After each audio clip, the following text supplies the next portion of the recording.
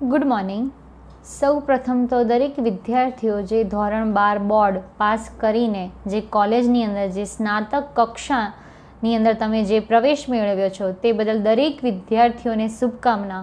અને દરેક વિદ્યાર્થી તમારા કોલેજના 3 વર્ષ એટલે કે તમારા કોલેજના 3 વર્ષ સારી રીતે તમે ભણો અને સારી રીતે ઉત્તીર્ણ થાઓ અને જે સપનાઓ સાથે તમે ગ્રેજ્યુએશન તમારું કમ્પ્લીટ એટલે કે જે ગ્રેજ્યુએશન પૂરું તમે કરો અને સારી એવી જગ્યાએ તમે પહોંચો તેવી દરેકને શુભકામના. હવે જે લોકોને તમે લોકો એફઆઈની અંદર આવ્યા, હવે એ એફઆઈની અંદર તમારે 7 પેપર છે એટલે કે મુખ્ય વિષય એટલે કે મુખ્ય વિષયની અંદર જે લોકોને અંગ્રેજી, ઇતિહાસ અને ગુજરાતી હશે એ લોકોને એના મુખ્ય વિષયના 2 પેપર આવશે. અને જે લોકોને પ્રથમ ગૌણની અંદર એટલે કે ફર્સ્ટ સબસિડી એ પ્રથમ ગૌણની અંદર જેને હિન્દી, સંસ્કૃત અને ઇતિહાસ હશે એ લોકોને પ્રથમ ગૌણના 2 પેપર આવશે. એફઆઈની અંદર તમારે એફઈ એટલે કે કમ્પલસરી ઇંગ્લિશ અને કમ્પલસરી સંસ્કૃત એમ મેન 2 એટલે કે મેન વિષયના 2 મુખ્ય વિષયના 2 પેપર, પ્રથમ ગૌણના 2 પેપર, મુખ્ય કમ્પલસરી ઇંગ્લિશનું 1 પેપર, કમ્પલસરી સંસ્કૃતનું 1 પેપર એમ 2 4 5 6 પેપર થયા. અને 7મું પેપર જે તમારું એસએસ એટલે કે દ્વિતીય ગૌણ સેકન્ડ સબસરી એ દ્વિતીય ગૌણની અંદર જે પ્રશ્નપત્ર જેની અંદર તમારે ગુજરાતી, હિન્દી, સંસ્કૃત અને ઇતિહાસ એટલે કે જે લોકોને દ્વિતીય ગૌણની અંદર એસએસની અંદર ગુજરાતી છે એ વિદ્યાર્થી એટલે કે જેને મેઇન વિષય ઇંગ્લિશ હશે અને મેઇન વિષય ઇતિહાસ હશે એ લોકોને દ્વિતીય ગૌણની અંદર ગુજરાતીનું પેપર આવશે. હવે એફવાયની અંદર જ તમારે આ પેપર ભણવાનું હશે. એસવાયની અંદર તમારું કમ્પલસરી સંસ્કૃત અને દ્વિતીય ગૌણના જે પેપરો છે એ નીકળી જશે. અને એસવાયની અંદર તમારા જે મુખ્ય 2 પેપરો છે, મુખ્ય વિષયના 2 પેપરો છે એ 3 થઈ જશે. અને ટીવાયની અંદર તમારે મુખ્ય વિષયના 5 પેપર ભણવાના આવશે અને 1 પેપર કમ્પલસરી ઇંગ્લિશનું ભણવામાં આવશે. હવે એફઆઈની અંદર જે લોકોને દ્વિતીય ગૌણની અંદર ગુજરાતી છે એના પેપરનો ક્રમ છે ઈઓ. પેપરનું 105 પેપરનું નામ છે ઈઓ ઇલેક્ટિવ એટલે ઈઓ અને એને પ્રશ્નપત્રનું નામ છે 105 અને તમારા પ્રશ્નપત્રનું નામ છે સાહિત્ય કૃતિનો અભ્યાસ. સાહિત્ય કૃતિ એટલે કે તમારે ચંદ્રકાંત શેઠની ચહેરા ભીતર ચહેરું એ એમનું ચરિત્ર સ્વરૂપ છે, ચરિત્ર સાહિત્ય છે જેના લેખક ચંદ્રકાંત શેઠ છે. એ કૃતિ તમારા અભ્યાસક્રમની અંદર છે. હવે એ અભ્યાસક્રમની આપણે ચર્ચા કરીએ.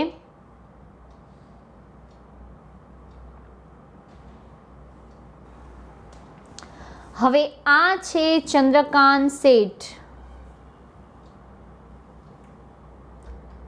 ચંદ્રકાંત શેઠ જે આધુનિક ગુજરાતી સાહિત્યના નિબંધકાર, કવિ જેમણે નંદ સામવેદીના ઉપનામથી નિબંધો લખ્યા છે એ ચંદ્રકાંત શેઠની જે ચહેરા ભીતર ચહેરા જે કૃતિ છે એ કૃતિ તમારા અભ્યાસક્રમની અંદર છે. હવે આ અભ્યાસક્રમની અંદર તમારે એટલે કે પહેલાં પેપરની અંદર તમારે 35 માર્ક્સનું આ પેપર હોય છે અને 35 માર્ક્સના પેપરની અંદર 3 પ્રશ્નો તમારે આ પેપરની અંદર હોય છે. હવે એ કયા કયા પ્રશ્નો છે તેના વિશેની ચર્ચા કરીએ. હવે જે ચહેરા ભીતર ચહેરા એ ચંદ્રકાંત શેઠની ચરિત્ર કૃતિ છે. જો જીવન ચરિત્ર અને આત્મકથા આ બંનેની અંદર ફેર છે. આત્મકથા એટલે કે પોતાના જીવન વિશેનું કથન કરવું, એની અંદર તમારે સારી ખરાબ બધી બાબતો તમારે આલેખવાની હોય છે. અને સાહિત્ય સ્વરૂપની અંદર આત્મકથા લખવી સૌથી અઘરી છે. તમે ગુજરાતી સાહિત્યની જે પ્રથમ આત્મકથા છે મારી હકીકત જે નર્મદે આપી, એના પછી સત્યના પ્રયોગો છે, ચંદ્રકાંત બક્ષીની બક્ષીનામા છે, ગાંધીજીની સત્યના પ્રયોગો, પછી છેલ્લે સૌથી એટલે કે આધુનિક યુગની અંદર સૌથી પ્રખ્યાત જો કોઈ આત્મકથા હોય તો તે હું લક્ષ્મી હું હિજડો. લક્ષ્મીનારાયણ ત્રિપાઠીની બહુ સારી એવી આત્મકથા છે અને એ આત્મકથા તમારે દરેક વિદ્યાર્થીએ વાંચવા જેવી છે. અને ગુજરાતી સાહિત્યની સ્ત્રી લેખિકા હિમાંશી શેલત, એ હિમાંશી શેલતની આત્મકથા મુક્તિ વૃત્તાંત, એ મુક્તિ વૃત્તાંત આ દરેક એટલે કે તમે મારી હકીકતથી લઈને અત્યારે છેલ્લે મુક્તિ વૃત્તાંત એ સુધીની તમે આત્મકથા એટલે કે આધુનિક એટલે કે પોસ્ટ મોડર્ન લિટરેચરની જે ઓટોબાયોગ્રાફી એટલે કે આત્મકથા જે મુક્તિ વૃત્તાંત છે તમે વાંચો એટલે કે તમને ખબર પડે કે આત્મકથા એટલે શું અને જીવન ચરિત્ર એટલે શું. આત્મકથા એટલે કે પોતાની જાતે નિષ્ઠાપૂર્વક પોતે પોતાના સત્યના જજ બની, ન્યાયાધીશ બની અને પોતાના જીવનની અંદર સારી ખરાબ દરેક બાબત આલેખવાની છે. મારી હકીકત જ્યારે નર્મદે આપી ત્યારે નર્મદ સુધારક યુગનો પ્રણેતા હતો અને એને વિધવા સાથે ફરીથી લગ્ન કરવા એ કઈ રીતે વેશ્યાઓના ત્યાં જતો તે બધી વાત એને આલેખી છે. સત્યના પ્રયોગોની અંદર ગાંધીજીએ પોતાના જીવન વિશેની વાત અને કઈ રીતે એકવાર એમને ચોરી કરી હતી, જુઠ્ઠું બોલ્યા હતા, એ ગાંધીજી જેવો એક આઈડલ પુરુષ જેને લોકો સંત મહાત્મા જેને બિરુદ આપ્યું છે અને એના એટલે કે ગાંધીજી એવું એક આઈડલ પુરુષ જેને લોકો એના જેવા જેના પથ ઉપર એના જે સત્ય અહિંસા ચોરી ન કરવી એ જે માર્ગો ઉપર ચાલે છે ને એ જ્યારે સત્યનો પૂજારી જ્યારે અસત્ય બોલે છે એ વાત એને એની અંદર આલેખવાની હોય છે. અને એના પછી તમે મુક્તિ વૃત્તાંત જો, લક્ષ્મીનારાયણ ત્રિપાઠીની હું લક્ષ્મી હું હિજડો જો, હું લક્ષ્મી હું હિજડોની અંદર કઈ રીતે એક હિજડાનું જીવન અને લક્ષ્મીનારાયણ ત્રિપાઠી એટલે કે શ્રેષ્ઠ એમને કઈ રીતે એમના જીવનની અંદર નાનામયથી એ પોતે શ્રેષ્ઠ જગ્યાએ પહોંચે છે. મુક્તિ વૃત્તાંત એટલે કે હિમાંશી શેલત જે ઝવેરચંદ મેઘાણી છે એમની પુત્રવધુ મુક્તિ હિમાંશી શેલત જેમનું નામ પૂર્વા એટલે કે એમનું નામ જે મુક્તિ છે અને એમના નામ ઉપરથી વૃત્તાંત એટલે કે એમના જીવનનો આખો વર્તુળ અને એ એમને આત્મકથા લખવાની શરૂઆત એમના આત્મકથાની અંદર એમને કઈ રીતે એટલે કે એમને કઈ રીતે કોઈ સાથે એમને જ્યારે એમના પતિનું મૃત્યુ થાય છે ત્યારે એમને રડવું છે પણ રડવાનું આવતું નથી. એટલે કે પતિ પત્નીનો જે સંબંધ વિશેની વાત અને જે પતિ પત્નીના સંબંધની જે લાગણી હોવી જોઈએ એ લાગણી એમને એમના પતિ પ્રત્યે નથી અને કઈ રીતે એમને એમના થી એટલે કે એને કે એમના જીવનના જે પ્રેમ સંબંધો છે એના વિશેની વાત એટલે કે આત્મકથા લખવી સૌથી અઘરી છે. અને આત્મકથા એટલે કે પોતાના જીવનનું કથન સૌથી તમારા જીવનની અંદર સારી ખરાબ દરેક બાબતો જે તમે લોકોથી છુપાઈ છે પણ તમે જ્યારે આત્મકથા લખો છો ત્યારે તમારા જીવનની ખરાબ બાબત પણ તમારે એની અંદર લખવી પડે. તમારા જીવનનું કથન તમારે જાતે અને તમે પોતે તમારા સત્યના પૂજારી થઈ અને તમારે આત્મકથા લખવાની હોય છે. હવે છે ચરિત્ર સાહિત્ય. આમ જોઈએ તો ચરિત્ર સાહિત્ય એક આત્મકથાનો જ સ્વરૂપ છે. ચરિત્ર સાહિત્ય એટલે કે બીજાના જીવન ઉપર તમારે ચરિત્ર એટલે કે બીજાનું કેરેક્ટર કેવું છે, બીજાનું ચરિત્ર કેવું છે, બીજાનું ચરિત્ર જોઈને તમને એની અંદર કઈ બાબતો સારી લાગી, કઈ બાબતો ખરાબ છે, એનું વ્યક્તિત્વ કેવું છે, એના ચરિત્ર ઉપર આપણે કહીએ ને કેરેક્ટર કે એનું કેરેક્ટરથી માણસની પ્રકૃતિ અને માણસનો સ્વભાવ ઓળખાય છે. એમ ચરિત્ર સાહિત્યની અંદર કે કોઈ પણ વ્યક્તિનું ચરિત્ર કેવું છે એની કેરેક્ટર ઇઝ અ પર્સનાલિટી કે તમારા ચરિત્રના કારણે તમારા વ્યક્તિત્વની તમે ઓળખ આપીને જાઓ છો. એમ ચહેરા ભીતર ચહેરા એટલે કે એક ચહેરાની પાછળ બીજો ચહેરો છુપાયેલો હોય છે અને વ્યક્તિત્વ કેવું છે. આમ ચંદ્રકાંત શેઠનું જે ચરિત્ર સાહિત્ય છે, ધારો કે તમને એક સારું એવું ઉદાહરણ આપું.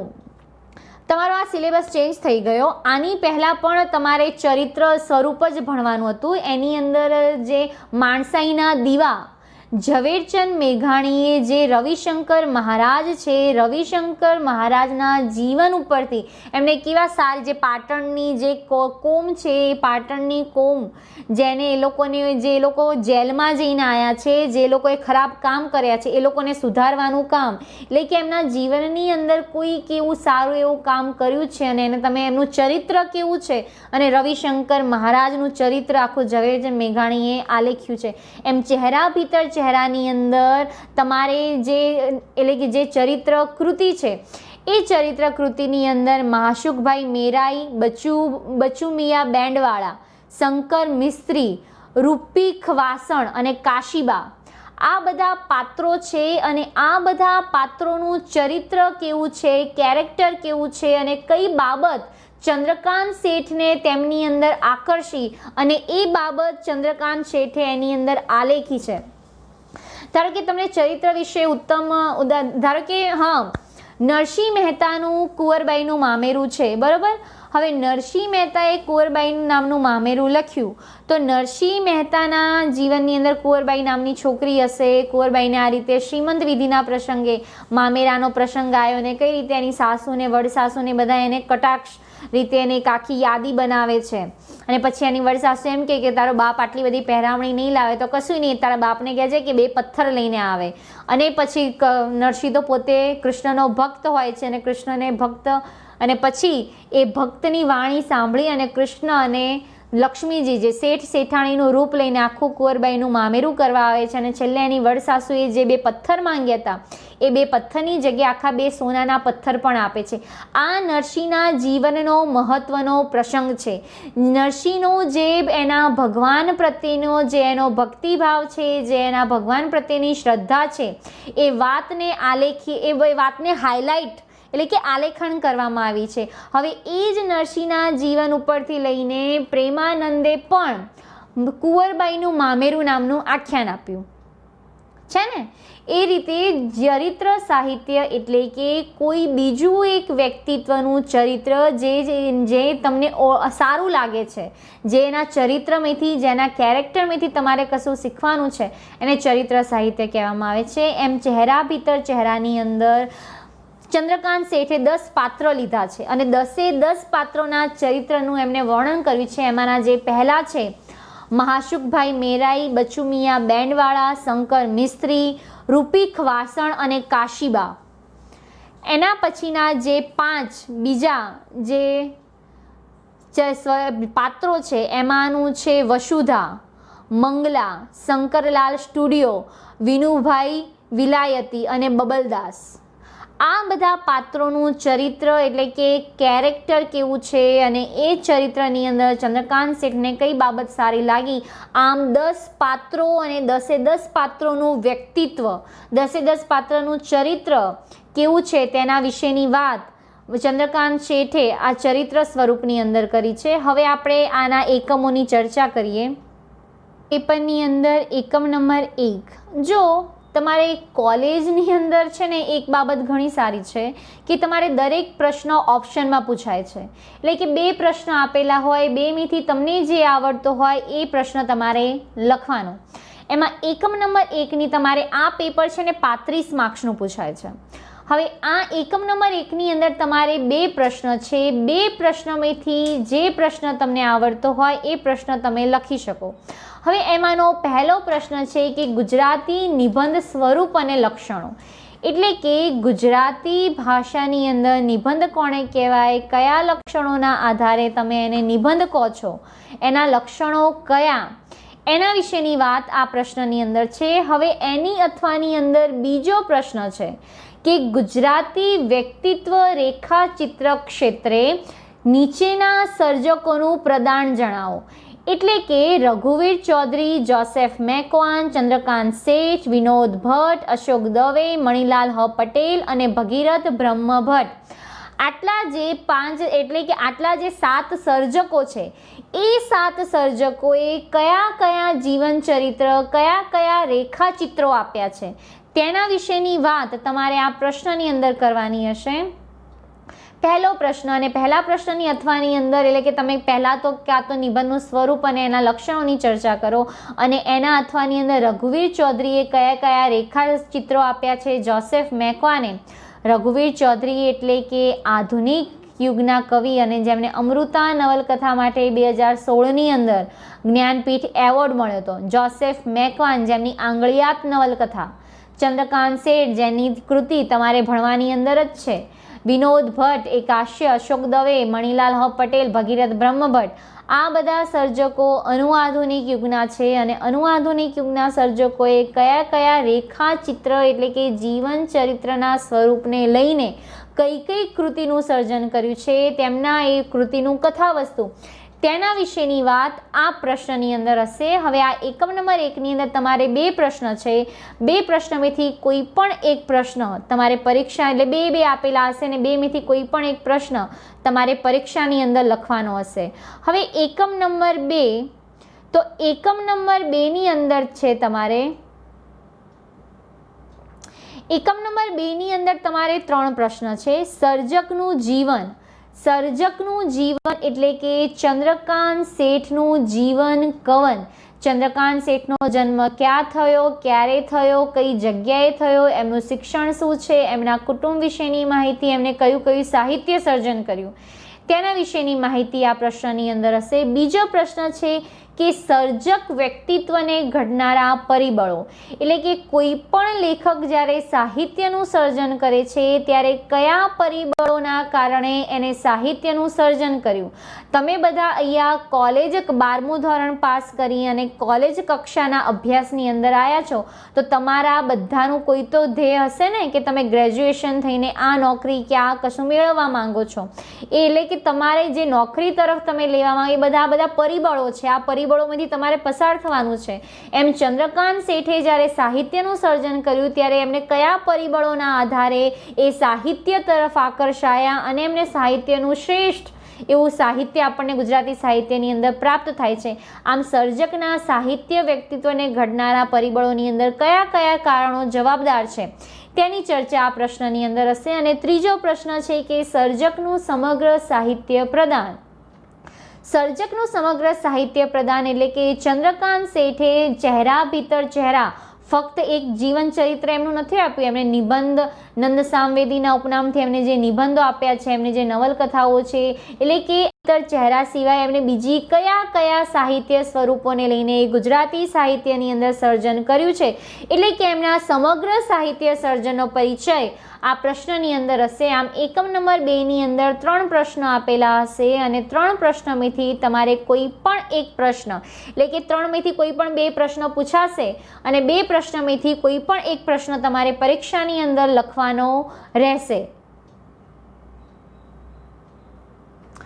હવે એકમ નંબર 3ની અંદર તમારે પ્રશ્ન છે કે કૃતિની સમીક્ષાત્મક પ્રશ્નો।